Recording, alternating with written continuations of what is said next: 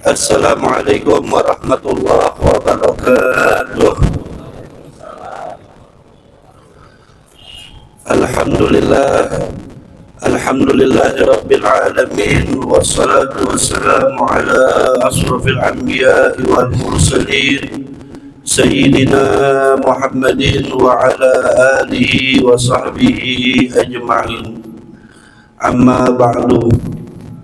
Alhamdulillah, bersyukur kita kepada Allah Subhanahu wa Ta'ala yang telah mengumpulkan kita, yaitu di masjid yang penuh berkah ini, sholat zuhur berjamaah.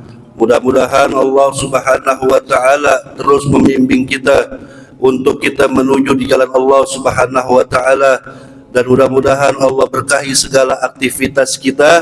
Amin ya rabbal alamin. Bapak-bapak, ibu-ibu rahimakumullah, Allah Subhanahu wa Ta'ala menganugerahkan kita manusia ini adalah, yaitu mempunyai akal dan hati. Kita ini tidak cukup hanya mengandalkan akal kita, ibadallah. Kita kenal ada namanya akal. Akal itu apa sih? Akal itu bagaimana kita untuk menemukan kebenaran. Akal. Manusia bisa baik, bisa tahu baik, bisa tahu buruk karena ada akal. Berbeda dengan binatang. Binatang Allah nggak berikan akal. Wajar binatang hanya menggunakan nafsu, nggak tahu yang baik maupun yang buruk. Jadi akal itu untuk kita bisa tahu kebenaran. Tapi akal saja nggak cukup kalau tidak diisi dengan ilmu. Ilmu itu gunanya untuk mengkokohkan kebenaran, untuk memantapkan kebenaran. Tetapi ingat, akal ilmu juga gak cukup kalau tanpa adanya hati. Hati inilah yang mendorong kita untuk menuntun kita kepada jalan kebenaran. Itu hati. Karena kenapa? Tanpa bimbingan hidayah dari Allah, hati kita akan gelap. Maka dari itu sering kita baca dalam sholat suratul Fatihah, ihdinas siratal mustaqim. Ya Allah, berikanlah kami jalan yang lurus, hidayah, petunjuk. Siratal ladzina an'amta alaihim, jalan yang kau anugerahkan kepada mereka orang-orang yang kau ridhoi. Siratal ladzina an'amta alaihim ghairil maghdubi alaihim waladdallin, bukan jalan orang-orang yang kau murkai dan orang-orang yang sesati. Maka dari itu bimbingan hati ini mahal, kata Imam Ghazali. Kita manusia tanpa ada bimbingan hati dari Allah, maka akal kita akan menjadi ngawur. Kita lihat iblis. Iblis itu ketika sebelum dilaknat paling pintarnya manusia. Iblis itu bernama Azazil. Ribuan tahun di surga. Bahkan malaikat pun belajar sama Azazil. Ilmunya tinggi. Ilmunya tinggi luar biasa Azazil. Tapi terbalik. Dari mempunyai kemuliaan ilmu dilaknat sama Allah Subhanahu wa Ta'ala. Kenapa? Karena Azazil tidak mempunyai hati yang bersih. Ya, dia boleh pintar akal, tapi yaitu hatinya kotor. Maka dari itu tanpa bimbingan hati dia sombong. Ketika Allah perintahkan untuk sujud kepada Nabi Adam, semua makhluk Allah malaikat sujud kecuali makhluk Allah yang satu ini namanya Azazil. Dengan sombongnya mengatakan, khalaqtahu min tin wa khalaqtani min nar. Engkau ciptakan Adam dari tanah, sedangkan engkau ciptakan saya dari api. Ana khairun minhu, saya lebih baik darinya. Dia merasa api lebih baik daripada tanah. Padahal belum tentu. Tanah itu sifatnya bisa menyuburkan. Nah, Azazil pintar, ilmunya luar biasa, dilaknat sama Allah. Kenapa? Karena Azazil tidak mendapatkan hidayah, bimbingan dari Allah Subhanahu wa Ta'ala. Bukannya Allah nggak berikan hidayah, karena hatinya kotor, penuh dengan sombong, penuh dengan sombong dan hasud. Ini dua sifat ini yang bisa menyebabkan kita jauh dari bimbingan Allah. Orang kalau udah sombong, itu pasti akan menolak kebenaran, merasa paling hebat. Tadi iblis contohnya, merasa paling hebat, dia tolak kebenaran, ibadallah. Dia tolak karena sombong. Fir'aun, kenapa menolak Nabi Musa? Padahal Nabi Musa sudah mengeluarkan mukjizatnya, Tukang sihir Fir'aun dikalahkan sama Nabi Musa. Bahkan tukang sihir Fir'aun bertobat. Tapi Fir'aun tetap sombong, nggak mau mengakui kebenaran Nabi Musa. Akhirnya ketika diazab sama Allah, baru dia mengakui. Tapi sayang, sudah ditutup tobatnya sama Allah Subhanahu wa ta'ala. Itulah yang Allah katakan dalam Al-Quran, khatamallahu ala qulubihim wa ala sam'ihim wa ala absarihim. Apa kata Allah? Allah kunci hati-hati mereka. Kalau hati sudah dikunci, kebenaran walaupun kita lihat, kita pasti nggak bakal ikutin. Kebenaran walaupun kita dengar, pasti kita nggak diikutin. Maka dari itu di dalam ayat Al-Baqarah yang tadi khatamallahu ala qulubihim, kenapa Allah dahulukan kata qulub, kata hati dulu? Kenapa? Kenapa Allah nggak mengatakan khatamallahu ala sam'ihim, kami kunci pendengaran mereka? Kenapa Allah dahulukan kata qulub?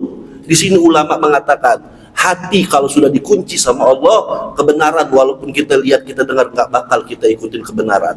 Maka dari itu Imam Ghazali mengatakan, maka dari itu kita nggak cuma pinter akal, tapi bersihkan hati kita agar ilmu kita dibimbing dengan hati kita. Karena kenapa? Orang hanya ilmu tapi hatinya kotor.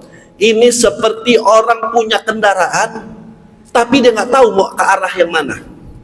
Sebaliknya, hati bersih tanpa ada ilmu yang memadai, maka ini juga akan menjadi rusak. Maka dari itu, akal, ilmu harus kita siapkan, ditopang dengan hidayah dari Allah Subhanahu wa ta'ala. Maka dari itu, jamaah hadirin hadirat rahimakumullah, yang menjadi pertanyaan sekarang, bagaimana sih caranya supaya Allah melimpahkan hidayah kita dalam hati kita? Karena Allah katakan dalam Al-Quran sifat manusia. Manusia ini kata Allah apa? Manusia ini kata Allah bahwasanya lahum qulubun la yafqahuna biha. Mereka manusia kami berikan akal, kami berikan hati, akan tetapi akal dan hatinya nggak dipakai, kata Allah. Walahum a'yunul la yubsiruna biha. Manusia kami berikan mata, tapi matanya nggak dipergunakan untuk memahami tanda-tanda kebesaran Allah.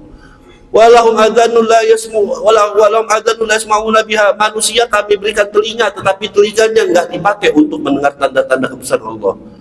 Apa kata Allah? Ulaika kal an'am bal hum adall. Manusia seperti itu seperti binatang ternak, bahkan lebih hina. Kenapa? Binatang ternak wajar, nggak bisa bedakan baik buruk, karena binatang ternak hanya cuma punya nafsu, nggak punya akal. Maka dari itu Imam Ghazali mengatakan ada 3 poin, saya singkat aja. Ada 3 poin kalau kita ingin terus dituntun hidayah kita, agar akal dan ilmu kita benar. Bagaimana caranya supaya kita mendapatkan tuntunan hidayah dari Allah? Imam Ghazali mengatakan, yang pertama, amalkan ilmu kita. Kalau kita nggak amalkan ilmu, maka na'udzubillah min dzalik, kita nggak ada bedanya kayak iblis. Iblis ilmunya pintar, tapi nggak mau mengamalkan ilmunya. Maka dari itu ilmu yang kita punya ini harus kita amalkan. Yang haram kita tinggalkan, yang halal kita kerjakan. Apa yang Allah perintahkan kita kerjakan, apa yang Allah haramkan kita tinggalkan.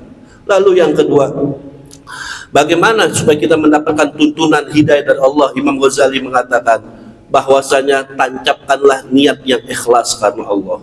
Karena niat ini luar biasa. Nabi mengatakan innamal a'malu binniyat, segala perbuatan itu tergantung dengan niatnya. Kita ikhlas atau nggak ikhlas yang tahu hanya diri kita dan Allah. Saya kasih contoh hebatnya niat. Jangan main-main dengan masalah niat. Contoh, ketika kita puasa, baik itu puasa wajib maupun puasa sunnah, malamnya kita niat puasa, nawaitu shauma ghadin. Niat itu Pak adanya di hati. Niat itu adanya di dalam hati. Kita niat besok hari kita pengen puasa. Terlepas mungkin kita pengen mendapatkan sesuatu, enggak. Niatnya cuma mencari ridho Allah puasa. Ketika kita malam kita niat, tahu yang terjadi apa? Perut kita nggak sakit walaupun nggak makan sampai 13 jam. Nggak keroncongan, tapi bisa kita buktikan manakala kita nggak pasang niat, jangankan nggak makan sampai maghrib, mungkin jam 9 pagi aja kita nggak sarapan, perut kita keroncongan, ibarat Allah. Maka dari itu disitulah hebatnya niat. Hebatnya niat luar biasa. Jangan kita main-main dengan masalah niat. Niat kita baik atau buruk, yang tahu hanya diri kita dan Allah Subhanahu wa ta'ala. Makanya yang terakhir, Nabi pernah bercerita, dulu ada seseorang yang ingin menebang pohon, pemuda ingin menebang pohon, karena pohon tersebut dibuat tempat kemusyrikan. Sang pemuda ingin menebang pohon, tiba-tiba ada jin penunggu pohon tersebut datang. Wahai sang pemuda, jangan kau tebang ini pohon. Kalau engkau tidak menebang pohon, aku berjanji, aku berikan harta kekayaan. Akhirnya sang pemuda mengurungkan niatnya, dia nggak jadi tuh tebang pohon karena dirayu sama jin. Ketika besok paginya ternyata kekayaan yang dijanjikan nggak datang, sang pemuda marah. Lalu sang pemuda marah, ingin menebang pohon, ternyata nggak bisa. Nggak bisa, dia nggak mampu melawan jin penunggu pohon tersebut.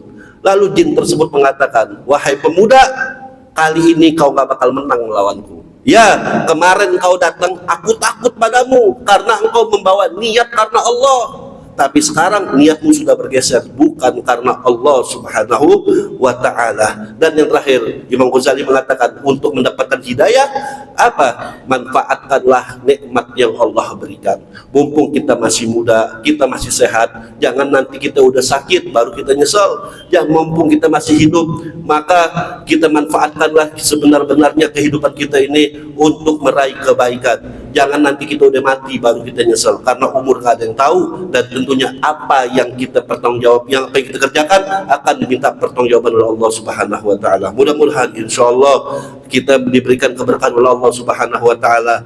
Enggak cuma akal kita doang, enggak cuma ilmu kita doang, tapi akal dan ilmu dibarengi dengan hidayah hati yang mantap dari Allah Subhanahu wa taala. Mungkin ini saja sebelum Al-Fajr tutup. Saya menulis satu buku, mungkin bapak-bapak bagi yang mau, judulnya 7 karakter kepemimpinan Rasulullah SAW.